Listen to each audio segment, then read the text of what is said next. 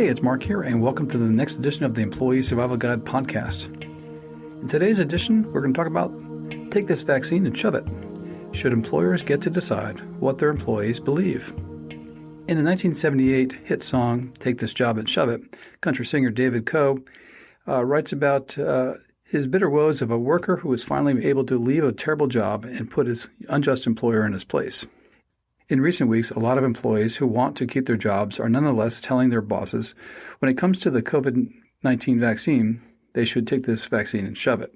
Unfortunately, many employers are replying in vain with the Ray Charles song, Hit the Road, Jack. In recent months, a new dynamic has emerged in the American workplace, which raises perplexing questions about the meaning of religious freedoms and the right of employers to determine what exactly that freedom means for their employees. As the Delta variant of the COVID-19 virus rages through the country, causing ever-increasing levels of illness, hospitalizations, and death, more and more employers are requiring their employees to get COVID-19 vaccinations in order to continue their employment. We recently posted an article announcing President Biden's September 9th, 2021 sweeping executive order requiring vaccination of all federal employees and many contractors and also private firms above 100 employees. The scope of these government and private mandates are quite broad. These decisions will affect millions of American workers.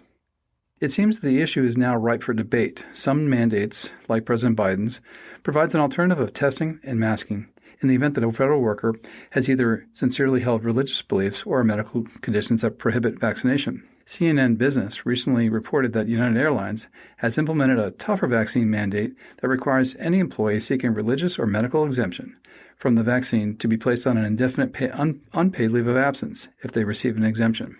While United claims to be attempting to accommodate its workers' sincerely held religious belief, it appears as though anyone requesting one is at serious risk of losing their livelihood. Each day in my employment law practice, I receive calls from employees at all sizes and types of companies who are facing dire and life-changing decisions. Should they get a vaccine that they do not believe is safe or effective? Should they get the vaccine even if it violates their spiritual beliefs? How can they be forced to decide between their livelihood and their faith in a country that was founded on the principle that we can believe as they choose? Perhaps the most consequent decision facing those with deep spiritual convictions on the subject is, how can they prove the sincerity of their religious beliefs? The questions are no less perplexing for employers. If most major religious organizations in the United States allow their members to receive vaccines, why are so many claiming religious exemptions? If the most credible scientific evidence indicates the vaccine is safe and effective, and it does, how can they operate their business safely in the midst of the pandemic without requiring everyone to be vaccinated? How can they determine whether an employee's stated religious beliefs are sincerely held? Does sincerely held mean in line with the orthodox meanings of a particular church? What about the unorthodox teachings of an online church from a relatively unknown faith? If the belief can be whatever an individual claims it to be, how do we know the exemption is not being abused? What if large numbers of workers claim the religious exemption? How can we keep employees and customers safe? What many of my clients are experiencing is that they are applying for religious exemptions from the COVID vaccine, and their employers are unilaterally denying them. In some cases, the employer establishes standards of proof of the spiritual belief in question that are difficult or impossible to meet. When faced with a strong case for a sincerely held religious exemption, employers are responding with draconian requirements for the exempt, including complete isolation in the workplace for the unvaccinated or full-body PPE and face shields as well as masks. Often these requirements are more extreme than the protocols in place at workplaces before the vaccine was implemented. Isn't this a form of retaliation for one's religious beliefs? The United Airlines decision reflects this trend. Medical exemptions are treated as more legitimate than religious exemptions. Although United is granting accommodations for employees who have a valid medical or religious reason not to get vaccinated, it disclosed this week that there would be costs for those who cite their religious belief as a reason for not to be vaccinated. United and other employers are officially stating that they are deciding on religious exemptions on a case-by-case basis. But the reality is that the religious exemptions in general are being treated much more skeptically than medical exemptions. Is this heightened scrutiny appropriate? Is it legal? The problem is a difficult one. If the individual employee gets to decide on the sincerity of their religious beliefs, then rampant abuse of the exemption is likely. Anyone who does not want the vaccine for any reason may claim their religious beliefs prohibit them from getting it. If the employer gets to decide on the sincerity of the employee's religious belief, then the exemption will be meaningless. The recent United Airlines policy, as well as my daily call sheet, indicates that the latter result is prevailing at the moment. Employers are overwhelmingly deciding that religious exemptions are not legitimate.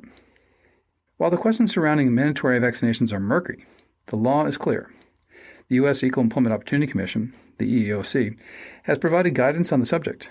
The country's leading employment rights authority advises employers that while they can impose vaccine mandates on their employees, they should not dispute the religious objections in most cases.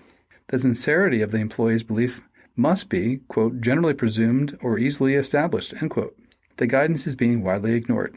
The Americans with Disabilities Act, the ADA, protects persons with disabling medical conditions from the mandates if that condition would be affected adversely by the vaccine. Likewise, Title VII of the Civil Rights Act of 1964, Title VII, provides that reasonable accommodations should be granted if one's deeply held religious beliefs prohibit vaccination. While the majority of religious organizations in the U.S. do not oppose vaccine, the right to determine one's personal spiritual beliefs and what one's God requires is at the heart of the freedom of religion as defined in the First Amendment to the U.S. Constitution. Do I have a freedom of religion if the beliefs I may hold are determined by a corporate-approved list of acceptable religions and belief systems? Some will say that losing one's job is a small price to pay for one's religious convictions, and that those with strong objections may just go work elsewhere. This is the continuing fallacy of the employment at will rule. Employees may face long-term unemployment or career devastation for leaving a job at the height of the pandemic. With the government and the private employers piling on to the vaccine mandate bandwagon, where exactly are the religious unvaccinated going to work? Is it permissible for an employer to deny a position to an otherwise qualified job candidate because their religious beliefs prevent vaccination? Additionally, unemployment benefits are often denied to those who leave a job because of a rejected religious exemption. In my view, Title VII, the ADA, the EEOC guidelines, and the First Amendment are fairly clear. If low-cost and reasonable alternatives such as masking, distancing, PPE, and testing are sufficient to keep the workplace safe while accommodating the religious exemptions, then those accommodations should be granted with little, if any, scrutiny of the employee's beliefs. Employers should be much more hesitant to terminate or suspend employees who have strong spiritual beliefs about a vaccination. These protections provided by the law are fundamental to an American's right to determine one's own spiritual beliefs. While some abuses will inevitably occur, we should err on the side of protecting individual freedoms unless there are no reasonable alternatives. In the case of the COVID vaccine, reasonable alternatives exist. The Wall Street Journal reported an opinion piece on September 30, 2021, that provides a deeper understanding of the legal complexity of the Biden vaccine mandate. It is worth reading to get a fuller picture of the constitutionality of the emergency standard authorization given to OSHA, the Occupational Safety and Health Administration. As illustrated by the United Airlines mandate, the laws that protect an individual's religious freedoms are being widely and flagrantly ignored by both private and public employers. Only when individuals begin to bring legal action to protect their rights will these issues be fully and fairly resolved in our courts. Employees who are being denied religious exemptions from the COVID vaccine, or who are being told not to apply for one because their church does not prohibit the vaccine, should consult an employment attorney as soon as possible. To protect our right to religious freedom, we must assert those rights whenever they are in jeopardy. If you enjoyed this podcast, please contact Carey & Associates PC on the web at info@capclaw.com, and have a great week.